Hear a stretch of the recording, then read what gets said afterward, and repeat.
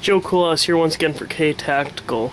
So this is the start of the Tiger Stripe camo on an AR-15. Got some accessories over there hanging up, not on the white but on the farther one. Anyways though, this one is being done with stencils compared to your more expensive, you know, template tapes and whatnot, and or somehow getting a template, like printing it off and then using that template with, you know, like painter's tape and taking forever to cut it out. Now, the cool thing about these stencils, you can get some good ones. Like there's ones that are more flexible and ones that are more like this one's more stiff, but because of the camo pattern, you know, there's obviously a lot of parts that are not as solid as they could be, but that's because of how the camo pattern is. But couple advantages to stencils. All right, this template, you know, you can move it around many angles, kind of flippity flop it a little bit. And I think I got the stencil with shipping for $9. Price is awesome, huge plus right there. Now, as you can kind of see, obviously, you know, orange is the base coat and then black is the secondary.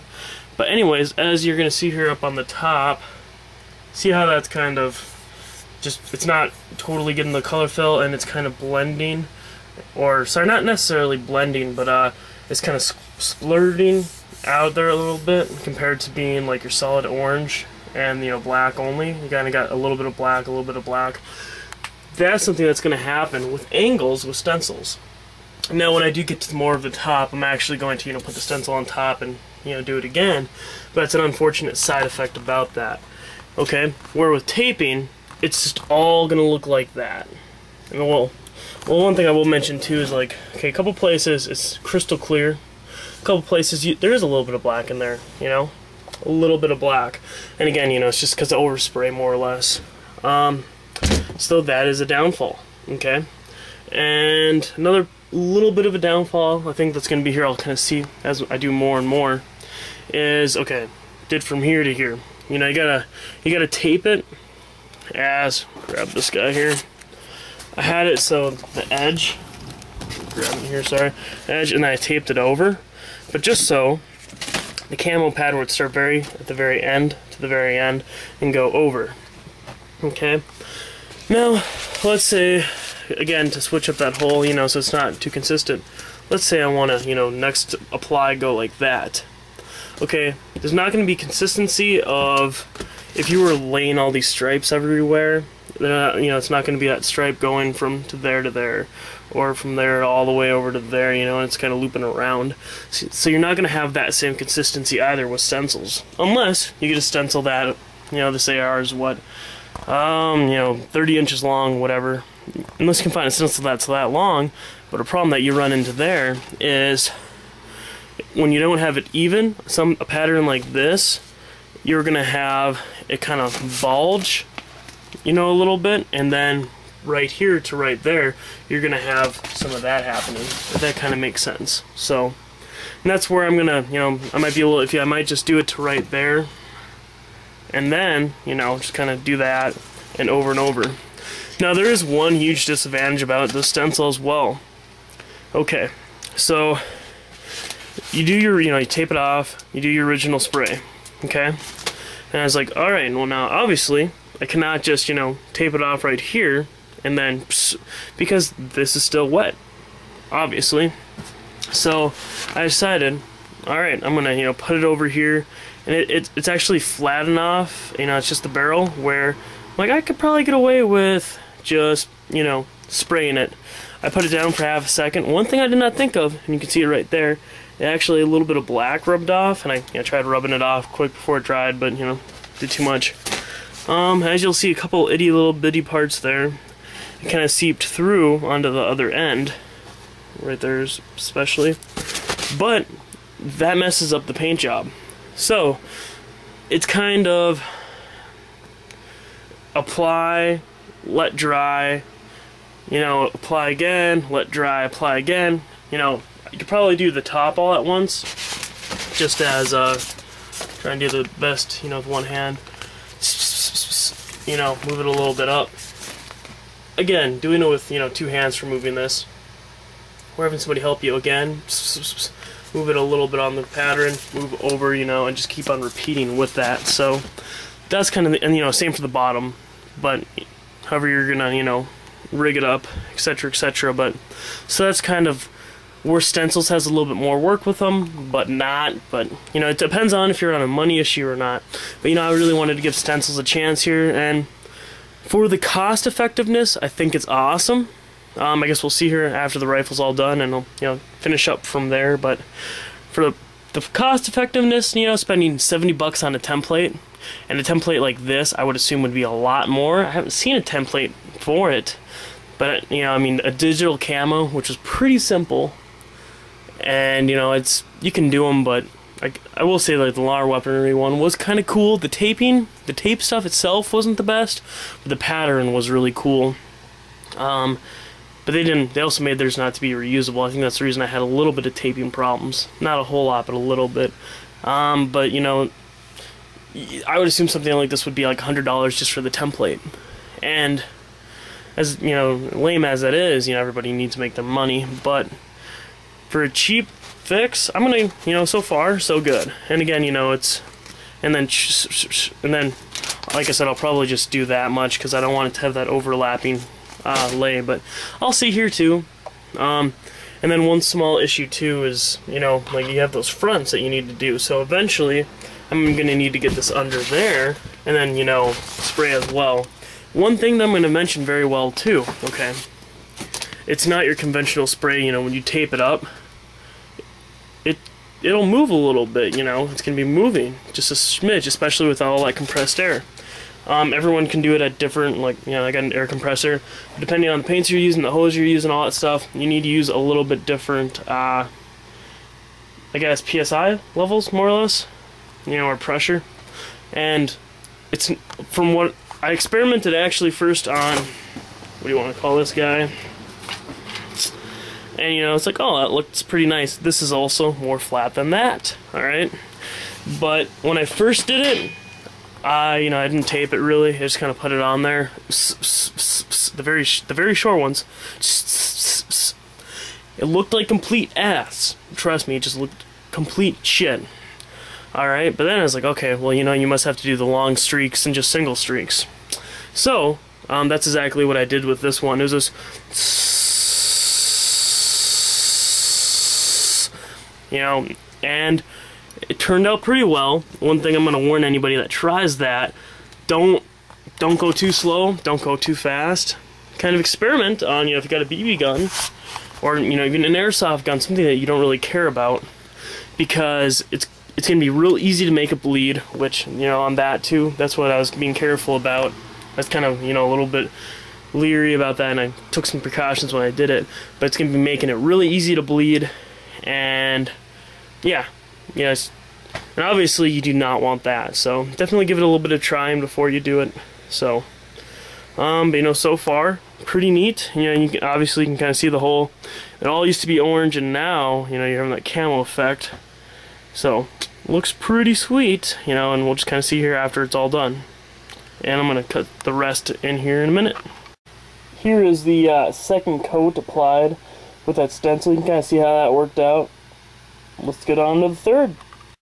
Alright, this is after the one full side has been done, and I'm going to have to still get underneath a couple areas, but just going to do a little bit of a flop around here. You can see how that's still, you know.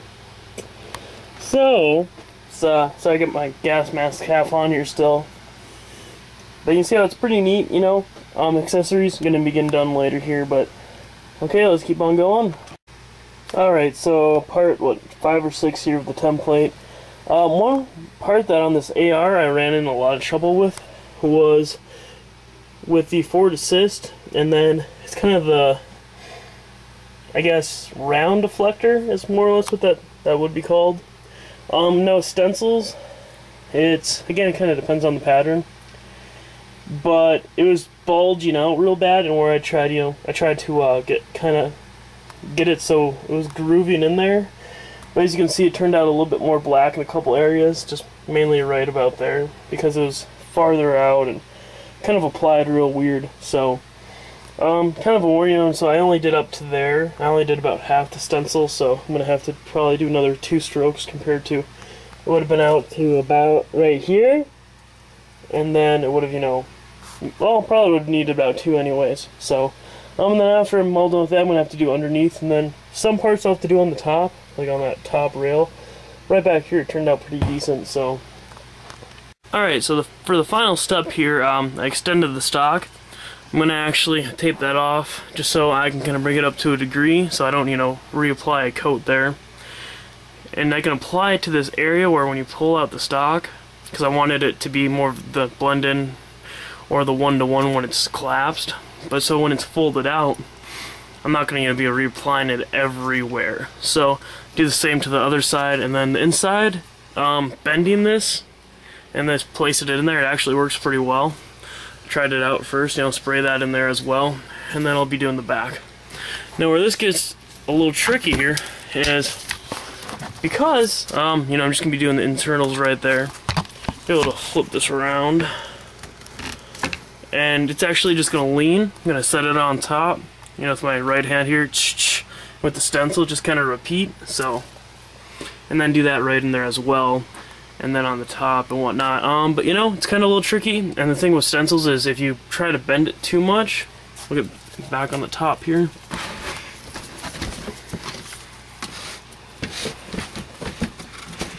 But if you bend it too much, like on the top here for this forearm, I was kind of able to bend it inwards. As you can try to get the best lighting for this, guys. As you can see, it kind of got more black there than orange a little bit. So that'll kind of happen. But you know, you will save yourself a ton of time.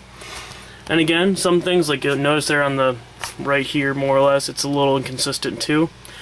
I think having a little bit of inconsistency works out well. And again, it kind of depends on exactly what specific type, you know, you're going for, if you're going for that little bit of a messy look or not. Yeah, that's kind of what Tiger Stripe is. So, yeah, I mean, inconsistency to a degree is good, I think. But, you know, and again, for a stencil, for the inexpensiveness. So, alright, I'm going to do those up, and after I'm all done, I'll get another pick here. Alright, so after all of the kind of steps in doing the stencil throughout the thing, you know, it took quite a bit of time. So, I guess with my experience, like I said for stencils, it's, if you're kind of on a budget, you know, you don't want to spend that, you know, 70 plus bucks for a template. This is kind of a good, you know, substitute. And kind of do a 3D preview of the gun here too, and then I'll talk a little bit more about that.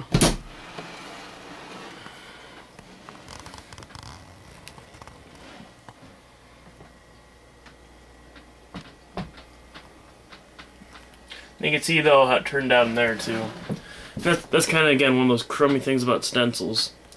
If you're doing that, you know, with taping, that wouldn't have happened. And then just like there on the top too, it didn't turn out the best. But, you know, overall, get an review here.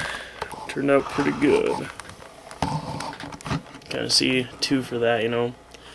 But yeah, I mean, definitely flipping it over and or like hanging it, you know, and then however you decide to jig it up to do that underneath stuff is kind of interesting. Sorry, trying to get the best angles here. But yeah, anyways, you know, if you're looking to save money, definitely neat. And again, for consistency, like for example, right here, I'll close up a little bit more. But you know, obviously you don't have the best consistency right there. That's because of that height elevation. Now, obviously, I did with the carry handle off. But you know, because of that height, you know, elevation difference, and it shouldn't have actually happened as bad on this side compared to this. But you know, where you got your forward assist and then your deflector, that was a huge issue. Like I tried to get like part of the pattern, like this going through it as a whole, and it helped that out a lot. But you know, it's definitely with and as you saw on the BB gun, that was nice and flat. So, you know, it worked very nice, very easy, but this is not. And again, too, right where that grip is, it was fairly flat, you know. It worked pretty decent. But that's kind of unfortunate about stencils as well, but alright, I'm gonna install that trigger and then get back on the rest of this. Actually, before I install the trigger, that's another thing I wanted to point out right here, as obviously the base coat was the Cavam's orange. You know, for example, like the pistol grip I did separately, you know, the upper without carry handle was pretty much stripped for that basic coat. But you know, I want you want it to more or less kind of blend in, like a one-to-one type thing. Kind of see, you know, where the separation lines are. So, and that's kind of the second degree too. Is like, all right, how much more work do you want to put into this? You know, do you want to take the upper and, you know, lower apart and redo all that stuff again? That's kind of up to the user as well. Not always the most fun thing, you know, to keep on getting all those little nooks and crannies, but I think on this one, I'm not gonna bother. But alright, the gun's completely reassembled. I just got two little things, well, three little maybe, we'll see, things to mention. Now, again, you know, if you want to do that too, it's up to you guys. On this one I did not, but things like when you are reserting your pins right here, I mean, every gun's gonna be a little bit different, but at least for like the AR.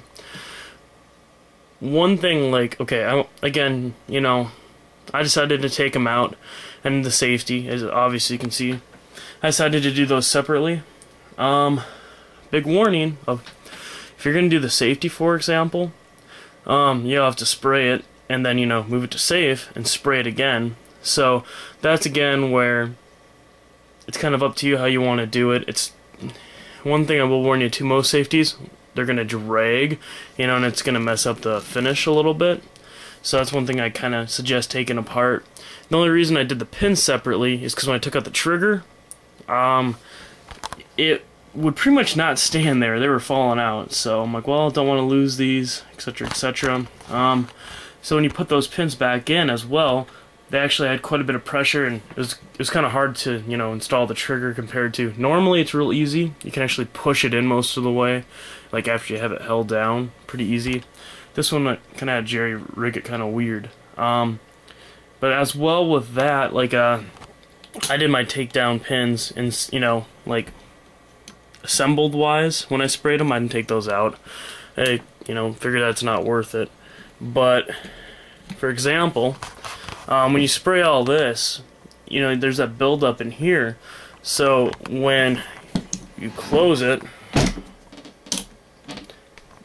like this one in the rear, it wasn't bad at all, but this one in the front, there's a little bit more buildup, and you know, it's a little, you really have to kind of push it a little bit. And with that, it's the same for the safety, you know, around the brim and whatnot, like on the inside, there's that buildup, so, and then there's the buildup on the outside from, you know, it not being there. So you kind of got to work it a little bit. It was really stiff right when I put it in, and then after that, it wasn't that bad at all. So, you know, kind of be leery a little bit of those things, and, you know, don't think automatically I messed it up and whatnot. You know, just work with it a little bit, but I think that's really about it. You know, it turned out pretty well. Stencils have their perks, but they also have their, you know, minuses. So, again, you know, like main thing is consistency. And it's gonna probably take you more work. If you're doing something like a pistol, or, you know, you're just doing like a, sorry about that. If you're just doing like a grip, a stock, and a forearm, it'll probably make it way easier for you. But if you're doing the whole gun, as I did, it's probably going to be, you know, it's going to add a lot more labor time. But again, you also have to look at a comparison of taping off everything, and you got to really look at it in comparison with that. So, pretty fun stuff. Don't think it would work too well for things like digital camo as well. It very well can, but we'll see. Might try that here in the future, but stencils definitely, you know, and the fact that you can reuse it too, that's just definitely the nice plus about it there too. But it works really good for things like mags as well, so, you know, just tape off whatever you don't want sprayed as well. So, but it works pretty well. And again, you know, when you have those weird angles, that's not always the funnest thing to do, but in general it works out pretty decent. But again, you know, you don't have that consistency. If you were to tape, it'd be like that and just keep on looping around, and it wouldn't be a little bit awkward in the back, and it wouldn't be a little awkward in the front. With those weird angles and trying to position in it, and you know, if you have two people doing it, it probably would work out. You know, one person holding the stencil and the mag, the other person, you know, just shooting. It'd probably work out a little bit better. But again, you know, just a couple warnings here and there, and just kind of take it for what it's worth. But hopefully this video kind of helps out a little bit for some people that are thinking about using stencils for Duracoating and, you know, camo patterns. And you can get them pretty inexpensive online. So, but, you know, it's much different. Like, I'll probably throw a pic here in at the end or two. But most of the stuff you can hang, which for the first coat of orange I hanged. You know, just hanged by a wire, sprayed it. As weird as, you know, it's just holding it and like twingling it and just kind of, you know, rotating it and spraying and spraying and spraying. It works pretty decently well. Although I will say, you know, if you have a heavy gun, it gets a little heavy after a while. Like when I did my friend's SKS, the thing got really heavy. When I did the AK, that got really heavy after a while. But how this strips down more, you know, it's not too bad. And then, but obviously, the same thing when you're doing taping, you also have that advantage as well. It's going to be very consistent, very neat, very nice. Where when you're doing this, luckily enough, I have this AR, you know, stand. So this was pretty easy for the most part. It was only for flipping it over I had to kind of prop it weird. You know, if you have an AK, actually, I've stood an AK on these things before. Worked pretty decent, you know, for display stand. And since you're only using a stencil, I think it would work out well too. But if you have like other weird rifles and you're thinking about doing this, not sure if stencil's the right thing for you, you know, unless you got somebody helping you out. So I think stencils definitely kind of make it a little bit more of a two-person project type thing as well. Again, if you don't, you know, have a stand or anything of that sort. So, but yeah, it's a very neat, very cool gun. And as well, if any of you guys are interested in these, anyone that's also been watching my channel lately, anything that I can like kind of make a profit on, I will buy up gun-wise, and you know, Duracoat it to my liking, or to, you know, if I get request, and, you know, sell them. So if anybody wants an AR like this, or, you know, any different camo pattern, let me know, and I'll see what I can do in the near future. And besides that, you know, I guess my AK's coming in. I'm sure I'm probably gonna do one like this. So, but yeah. Otherwise, feel free to subscribe. If you like the video, you know, leave some comments, like it, etc., etc. And also, I got a tow crop that has about 1 day left on it for Gunbroker, so definitely feel free to check that out as well. You can find the link for that through my videos. Find it. It has a link to the auction. So, you know, it's started off as a penny, and that's what I'm going to do a lot of my guns at, more than less. I mean, if you had like a UBR stock, you know, the make pull grips and stuff, it's not going to be a 1 cent one. But, you know, if it's just like a standard AR, I can probably do it at 1 cent if I'm going to make money on it, relentless. So, thanks for watching, though. Much appreciated. Hope you guys like this video. Feel free to, you know, again, sub, because I'm going to have a lot more videos referring to Duracoat and gun accessories and whatnot in the future. So, thanks for watching. Take care.